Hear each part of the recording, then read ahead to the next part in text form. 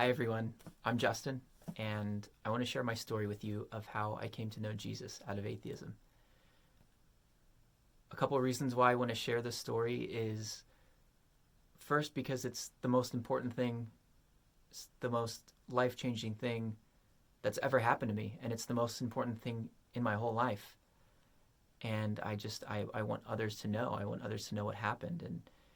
And honestly, I wish that somebody would have told me sooner, you know? I wish that somebody would have sat me down and, said, hey, I care about you. I want you to know what I believe, and I want you to know why I believe in this God and what Jesus has done for me in my life. Because I never really had examples of that. I never really had somebody, sit me down and take the time and tell me to do that. So I want to do that for others. And you never know. I never thought ever that I would become a Christian, but here I am, and you never know when your life is just going to totally and absolutely completely change, and it may be from the least likely source you ever thought, and that was definitely the case for me. I also want to give hope and encouragement for fellow believers, and for those that don't claim Christianity, for those that don't know Jesus. I want you to know that there's something so wonderful out there, and something that is so much better than anything that this life and this world has to offer. And it is real. It is so real. So if you're here watching, please bear with me. I'm going to give some background info and then go into exactly what happened in my life. So please watch till the end. So I grew up, first of all, I grew up not believing, obviously. I grew up as an atheist. I grew up just believing that there was no God. And it didn't make sense to me that there could be a God. And I think there are a few factors for that for me, because I wasn't really raised in a church-going home. I wasn't raised in a believing home. And I mean, I'd been taken to churches like a handful of times from like friends and stuff like that, like a Catholic church, Protestant churches, but it just never made any sense to me. I always got kind of creeped out going into a church, because it didn't make sense how somebody could possibly believe. I didn't see any evidence. Nobody ever told me, like I said, nobody ever told me why. So it just really, I just got such a creepy feeling, and especially when the name of Jesus was mentioned, it's just like what does this have to do with me? Like, what, all these people gathering together to try and be like good people, like it really just weirded me out. And I do remember one time at a church that I went to, and all the kids went to a separate room, and obviously I was a kid at the time, and I asked the leader of that group, I asked him something about like, how did he know that this was all true? Like, how, and honestly, I think a part of me as a kid wanted to know in that moment, how could this person be so confident? And this person got like really mad at me instead, like, how dare you question my beliefs? And, but I was just honestly curious, and so it just didn't make any sense. And another thing I think growing up, like, being taught in school about like the Big Bang Theory and the theory of evolution, these things really have an effect, on a child. And I think that, if you can explain everything away without God, as these explanations seem to try to do, then it for me, it just absolutely made no sense. And I got to a point growing up that I just knew, like I knew in my mind that God didn't exist. And not that I really thought about it a lot. I really didn't think about it, and I didn't want to think about it. I wanted nothing to do with it. And I honestly, in the back of my mind, thought that people who believed in God were stupid. But the funny thing is that I wouldn't like tell people that I was an atheist either. I wouldn't be vocal about that, because I always got this feeling that I would be judged by people who believed. And I didn't know. I had no idea really like who believed or who didn't believe. That wasn't really super clear to me. But I always got this feeling like I would just be judged, and so I kind of hid it. But at the same time, I just kind of pushed the whole thing away too. Like I didn't want to hear about it. I didn't want to talk about it. If anybody mentioned like God or church or the Bible or Jesus, there would be like a light switch that would just turn off in my brain. Like my brain would just turn off, and I wasn't receiving anything. It would just go totally over my head. And so, I came to a point where I really, really, thought that nobody could tell me any different, that there was no God, and I didn't want to hear about it, and that was just it. Another aspect of my childhood and kind of a chain of events that leads up to my conversion, really, is I don't want to go into a whole lot of detail, but I had a really unstable childhood. I moved around a lot. I think between kindergarten and 12th grade, I went to like 10 or 11 different schools. So I was used to being the new kid. I was used to just moving from place to place to place to place, not really able to put down roots anywhere. I also grew up with a lot of pain and a lot of sadness and loneliness, rejection, and I grew up with a lot of fear.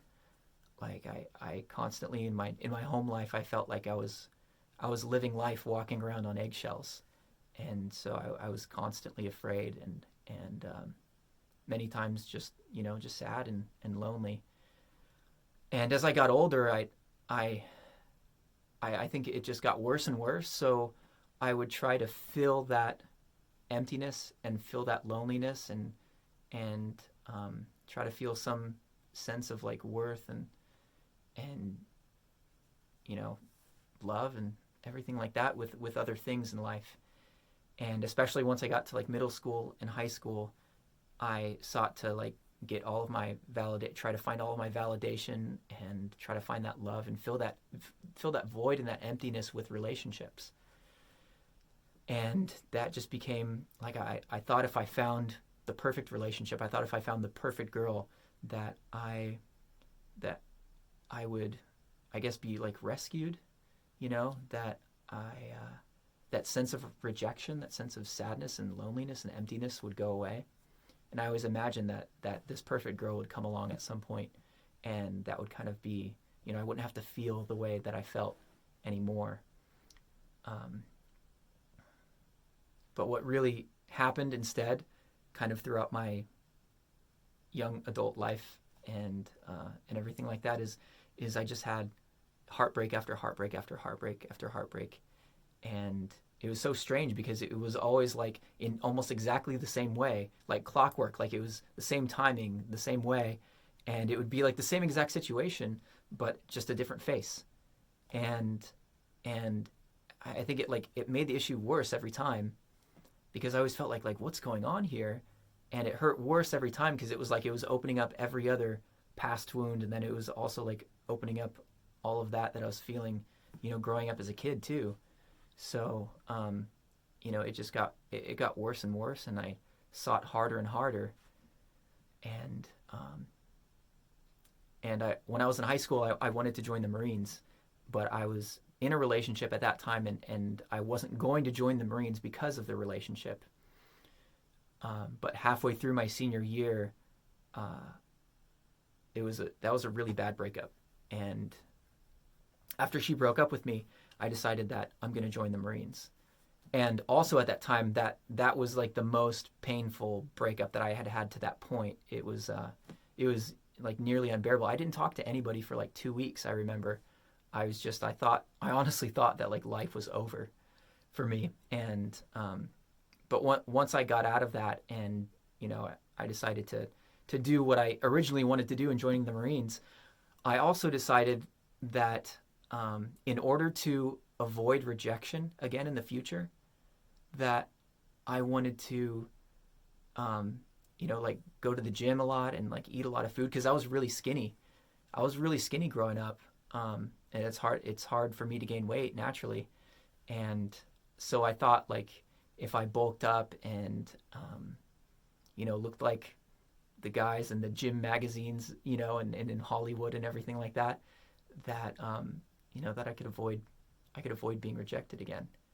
And I kind of used that negative energy to fuel me. Almost like I wanted revenge too. Like look what you left. You could have had this, but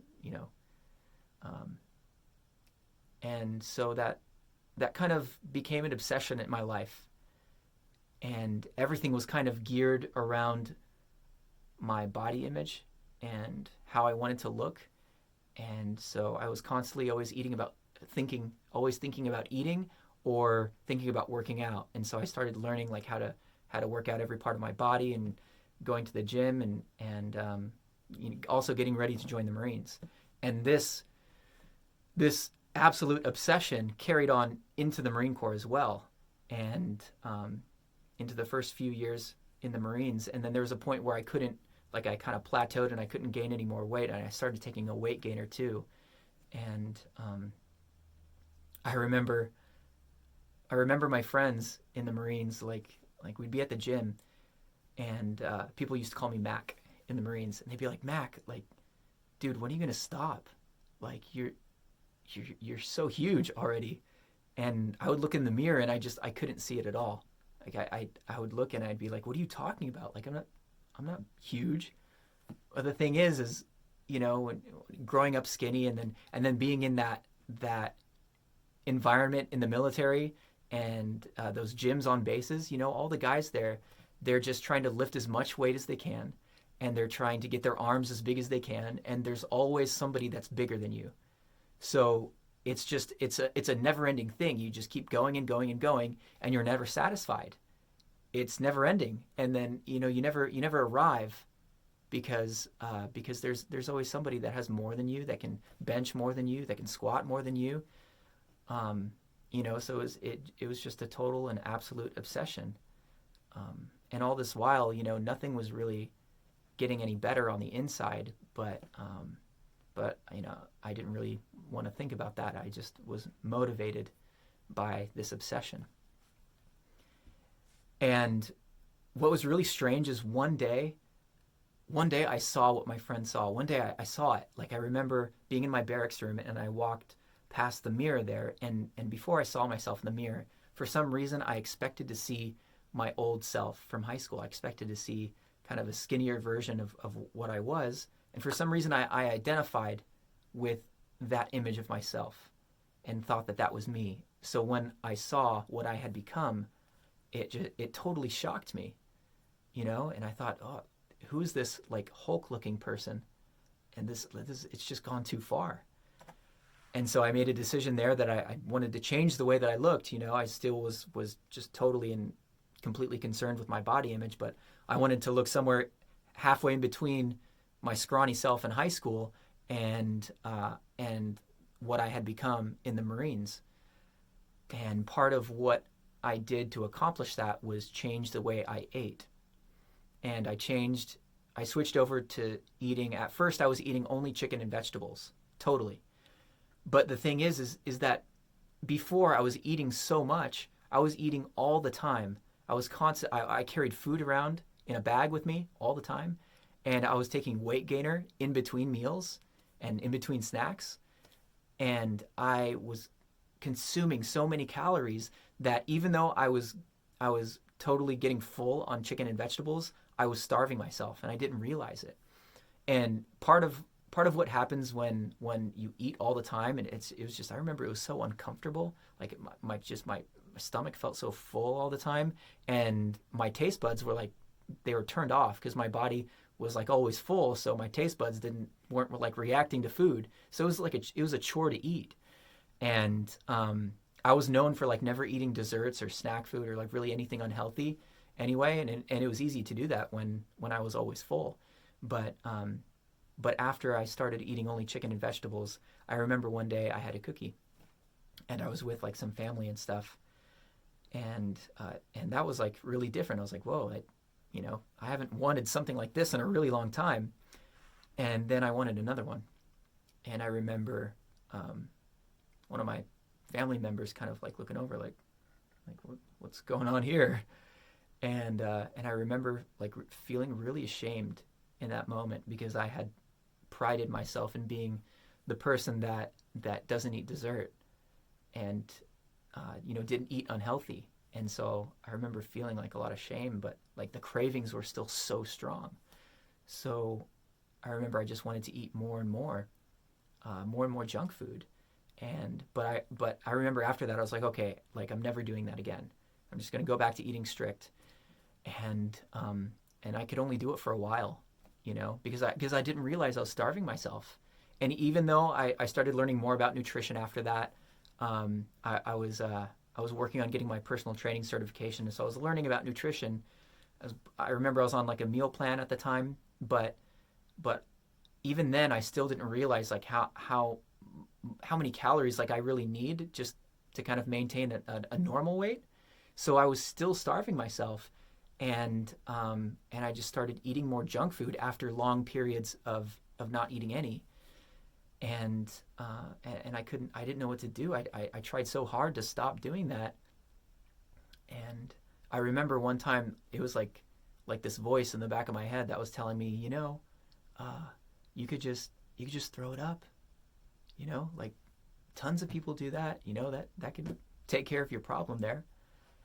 And so I did. It took me a while to really learn how to do it, but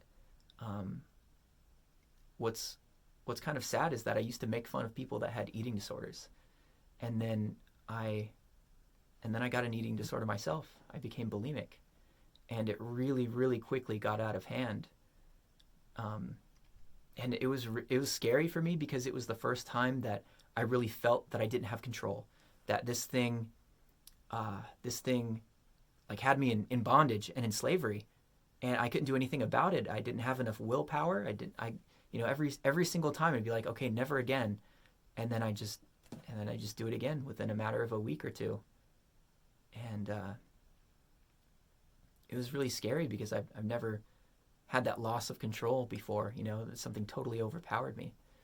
And it was also the first time in my life that I realized that there's something that I really need help with. And I wasn't used to that, I thought I could handle everything myself. I remember I started going to Overeaters Anonymous meetings, but nothing really helped. And it was awful. It was really awful. Like, it totally consumed me. And all I thought about all the time was food. That's all I could think about. And I couldn't even enjoy spending time with my family, like going out to a restaurant or like family get-togethers, because it was always in the back of my mind, like, okay, like is there a bathroom here, that I can go to after I eat? Because most of the time I was trying to eat so strict, but it's hard to do that, at restaurants and with other people, and when there's so much that you tell yourself that you can't eat, it's hard to socialize. So I was just totally, it really, really scared me. And so you can see that all of these things are kind of intertwined, and they're all kind of connected and linked together, like all the terrible feelings that I had growing up, and the pain and the loneliness and the fear, and trying to fill that with relationships and thinking, well, in order to have a relationship work and to not be rejected, I have to look a certain way. And so because of that, I have to obsess with eating and working out. And then in order to counteract what I had been doing, I have to change what I'm eating. And then I got an eating disorder because of it. So it's like this sort of downward spiral chain of events in my life. And so this kind of all leads up to the events like immediately preceding my conversion. So I was in the last year of my 4-year contract in the Marines, and I met a girl that was really close to where I was stationed in Camp Pendleton, and we really hit it off, and I really liked this girl a lot. I remember, things got really obsessive really quickly, which is kind of how, it was kind of the pattern of my relationships growing up. And I remember we would stay up on the phone till like 5 a.m, like every night. And it was weird. It was almost like there were these signs, and I didn't believe in anything supernatural at all. But But I remember we had all these weird things in common, and like we both had an older half brother that was somewhere in the neighborhood of like 5 years older than us, and we'd never met him.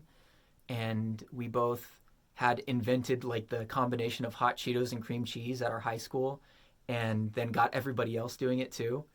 And so it was just really, really strange. And there was more I don't really remember, but I remember like I really, really liked her a lot. And then at one point I remember her telling me like, "Hey, I'm a Christian." And I was like, "Look, I'll be upfront with you. Like, I don't really believe in anything like that. And like, I don't go to church, and I don't really plan to. And, I don't believe in anything supernatural at all. I only believe in what our senses can tell us, and in science and everything, like we're a sophisticated culture here and we know everything." But I remember she told me, "Oh, I'm not a Bible thumper, so don't worry about it." And I was like, "Okay." So I kind of just blew that off and didn't really think about it much after that. But once things got more serious between us, I think she started to feel the conviction of being in a relationship with somebody that didn't believe what she believed. And I think with some good advice from friends, she ended up breaking things off with me. And I remember I was devastated. It was, again, the same pattern, the same thing, the same timing, a different face. And I was just like, it felt totally hopeless. And I remember that conversation that we had on the phone. And at one point she was like, "For what it's worth, I think you should read this book called The Case for Christ by Lee Strobel." And I said, "Oh, okay." But in my mind I was saying, "Yeah, no way. There's no way I'm going to read this book, because I already knew that God didn't exist, like what's that going to do, Like I don't want anything to do with that." But again, this other part of my mind was saying, like, how could a person actually believe God so much that they're going to let it affect their life?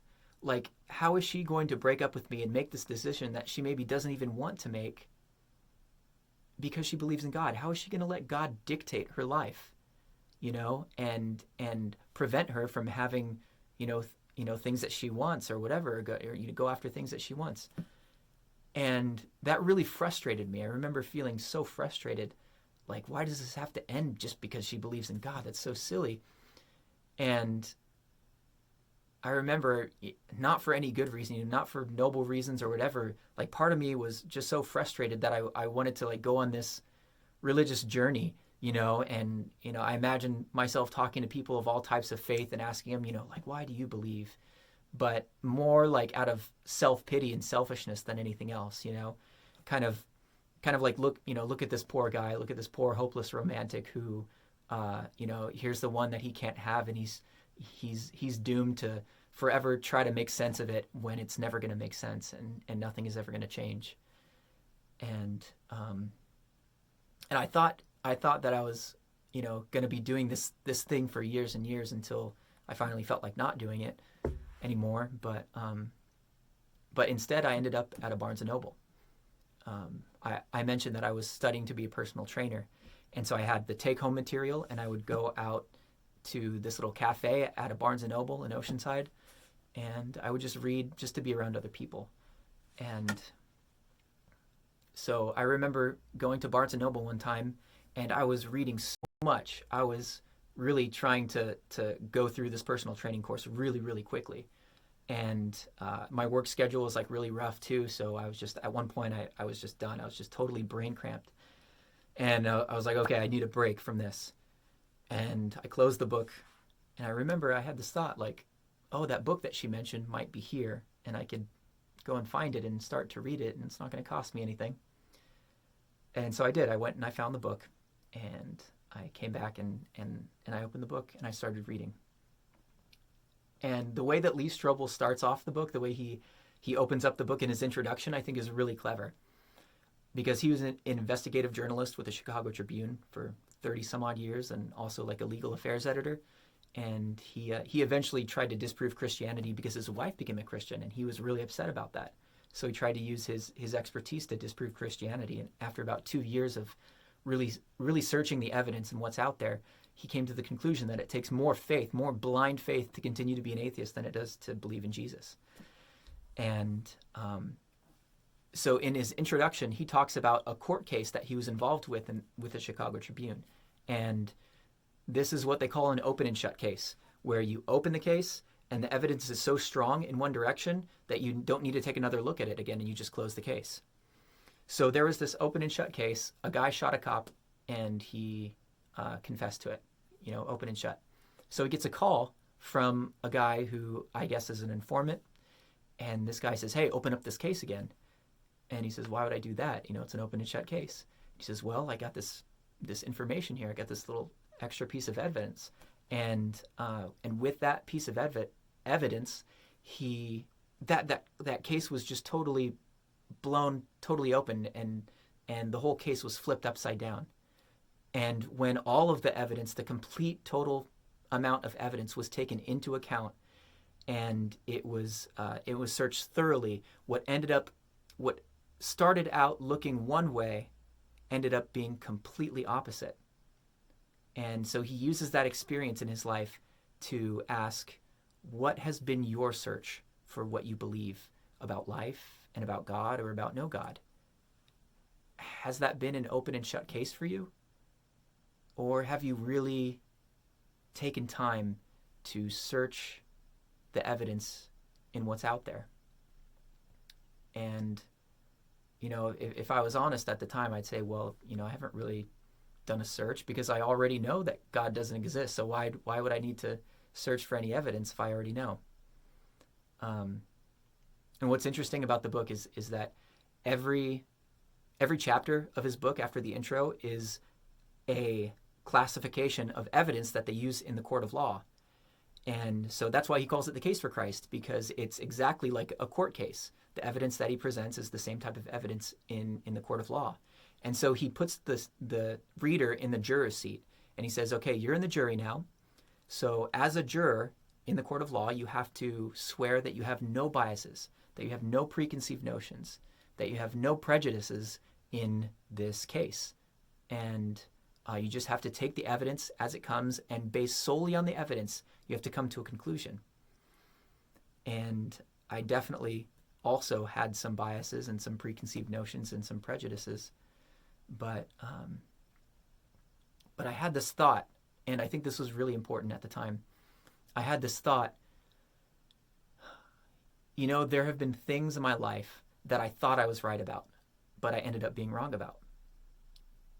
And the really important thing that I thought after that was, what would be the worst thing that I could ever be wrong about? And even as an atheist, I couldn't think of anything worse than being wrong about God. Because if I was wrong about God, then that would have eternal consequences. And nothing else that I could think of would have eternal consequences, because I don't even believe in eternity, at the time. And so I was like, okay, you know what? I'll read this book, and I'll even read it with an open mind, And, what's it going to cost me, $15-20? But if you would have gone back and asked me, even in that moment, is there any way that reading this book is going to change anything about what you believe? And I would have said no, no way. There's absolutely no way. Even though you may think that I would have motivation to want to believe, because of the girl that broke up with me. I already knew, like, when we had that conversation on the phone, I knew, okay, I'm never going to see this girl again. Because I'm not going to believe a lie. I'm not going to change my life for somebody else and pretend that I believe something that I don't believe, and so, I knew that I was never going to see her again, but for some reason, I also knew that the book wasn't going to change anything, and I still, for some reason, read it. So anyway, I bought the book that night, and I started reading more, and all of a sudden, all this evidence started piling up. And none of it was anything I ever expected. I started seeing evidence that I didn't even think was possible. And I mean scholarly evidence, And I started thinking, like, it was really strange, because it felt like the pause button was pressed on my life. pretty early on, and my life was paused, and I had to know everything that was in this book. I had to know everything that Lee Strobel researched and what he found out before I could move on with my life, because it was too strange. And I didn't even like reading at the time. I mean, I never liked reading before, other than like textbooks. I probably read 2 books all the way through my entire life before that. But I read this book in less than 48 hours. And just sitting alone in my room, maybe about 3/4 of the way through the book, I knew, because the evidence was it was embarrassing. There was so much evidence. It was an overwhelming amount of evidence. And so logically, about that time, I came to the conclusion that I've been deceived. This is all true. This is all real. But it wasn't just a logic thing. It wasn't just an intellect thing, because I also had this experience with this God that I never thought could be real. This God that I never considered, this God that I mocked, this God that I totally, I just never thought it was possible. And I wasn't even actually seeking him, and yet he was revealing himself to me. And I had the experience. It was like all of a sudden I knew him, like more than I know anything or anyone, more than I know my own mother. Like I knew God. And I don't know how else to explain it. Like I understood what it meant when people said that they were born again, because I felt like I had become a totally different person, completely. And I remember just like, it was like my whole world turned right side up. And because I was living in an upside down world before, it was like everything made sense all of a sudden. It was like, colors were brighter, and I just had this deep sense of awe. And I remember it was like there was this hidden file in the back of my mind that said "open in case God is real." And it was like I all of a sudden knew all of these things. Like all of a sudden I just knew that he was real. I knew that God was real. I knew that he's always been there, and I knew that he could read my mind, and that he knew my heart, and he knew my intentions. And I somehow knew that sin was real, and I remember like equating it with fire at the time, like, oh, I don't want to touch that fire. I don't want anything to do with that. And just everything was different, and I had been so accustomed to, I guess, just, darkness before, and not really thinking and not really realizing that there's some accountability out there, and somebody actually knows my thoughts and my heart and my motives and my intentions. Like I thought all of those things were secret. I thought all of those things were just my my dark little secret that I got to hold on to and nobody else got to see. And because of that, I was so selfish. I only cared about myself. And when I thought there was no God, I had no reason to be a good person or to care about any other person but myself. But like he gave me this new heart, and I all of a sudden I cared about people, and I loved people. And I remember going to work the next day, and I found the 2 people that I knew like were Christians at my work, and I was like asking them about the Bible, and then I told them what happened, and their jaw just hit the floor, and they looked at me and they're like, honestly, Mac, like out of everybody here, you were the last person we ever would have thought would have come to Jesus, And, that's the type of person I was, But Paul says he was the chiefest of sinners, and, maybe it's because he didn't know me. But it just everything changed. I all of a sudden knew that, like, I wanted to read the Bible, and, Like I also knew like I wanted to be baptized and like go to church and everything like that. And I remember asking my friends, I was like, should I read only the New Testament or Old and New Testament? They're like, no, read both. And my friend's wife gave me her Bible, and I remember going back to my room, the same place that I was reading The Case for Christ, the same place that I got saved, and I remember opening up to Genesis 1:1 and just reading, in the beginning, God created the heavens and the earth, and just being like, oh, because it was so alive, like no other words, like no other book has ever become alive to me.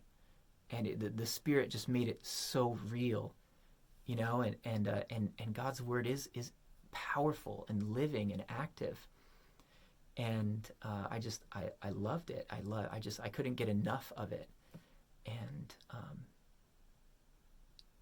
to kind of circle back to my eating disorder, I didn't have like an immediate like deliverance from that, because I didn't even pray about it for a couple of weeks. I was an atheist for so long that I wasn't used to having a God that I could pray to and that loved me and cared about me. I mean, he always loved me and cared about me, but I never acknowledged him. So I remember I was going through a pretty bad episode one time of binging and purging, and I was in the shower, and then the thought came to my mind like, oh, why don't you just pray to Jesus? And I was like, okay, let's do that. And so I just prayed, that he would help me, because I obviously couldn't do anything about it myself. And I didn't have like a lightning bolt experience at that moment, but it was just over the next few weeks, just reading his word and realizing that this life is so temporary, that this life is just a mist, it's a vapor, it's here, and then it's gone. And knowing that this body of mine that I have now, this life isn't the only time that I have it. It's going to be, in the next life, it's going to be perfected, and it's going to be glorified, and it's going to be resurrected.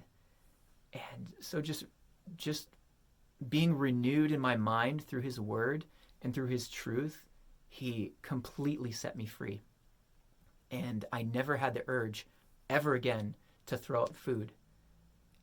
And I'm telling you, this for a good year and a half, this had such a grip on me, and there was no amount of willpower, there's no amount of positive thinking, there's no amount of anything else that would even come close to changing me from the inside of how I thought and felt about my body and about food and everything like that. And there was no other way. I was totally in slavery to this, and Jesus set me free. And to this day, to give you a little bit of a timeline for this, the day that I got saved was April 6th, 2010. So, I mean, this has been over 10 years. And I couldn't hardly go a week before, for a solid year and a half. So yeah, I encourage you guys, if you don't know Jesus, maybe you were like me, and, you think there's no way, like, great story and all, but there's just no way.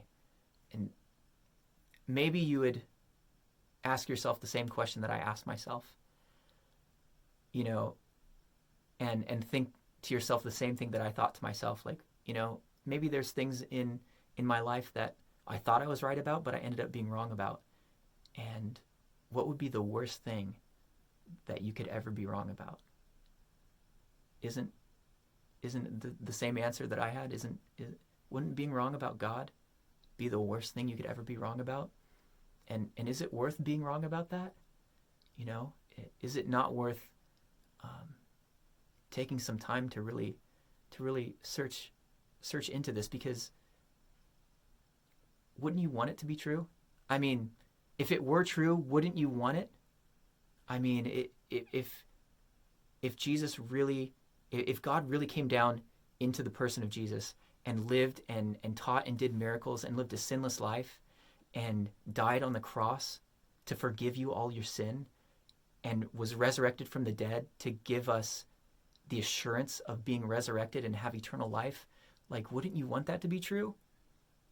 I remember, to the best of my knowledge, I think if you would have gone back and asked me that when I was an atheist, I would say, well, yeah, I mean, if you could offer me eternal life and, put me in a place that has no pain and no death and no sickness and no sorrow and no rejection and no hurt and no pain, and of course, like, who wouldn't want that? But that's just not how the world is, but I'm telling you guys, this is real. This is so real. And I'm telling you, I know how hard-hearted and how hard-headed I was as an atheist. And I know without a doubt there is no one, there is nothing that could have ever changed my mind about this except a God that actually exists. There's nothing else. Nothing. The biggest miracle in this whole story is that this guy, who the last thing that I ever would have thought that I would have become is a Jesus freak, all of a sudden I want to tell everybody about Jesus because he saved me. Because he saved me, he set me free, and I owe everything to him.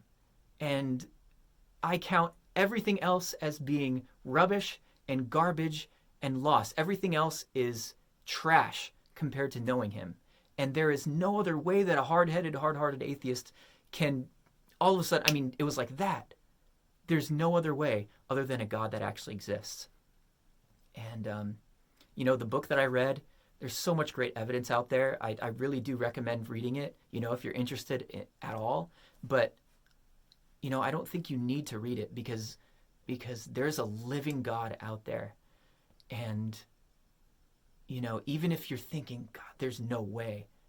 There is absolutely no way. I don't believe what this guy is saying at all. Like, I challenge you to just get alone and just go before him. And even if you don't believe anybody hears you, just ask, Jesus, is this real?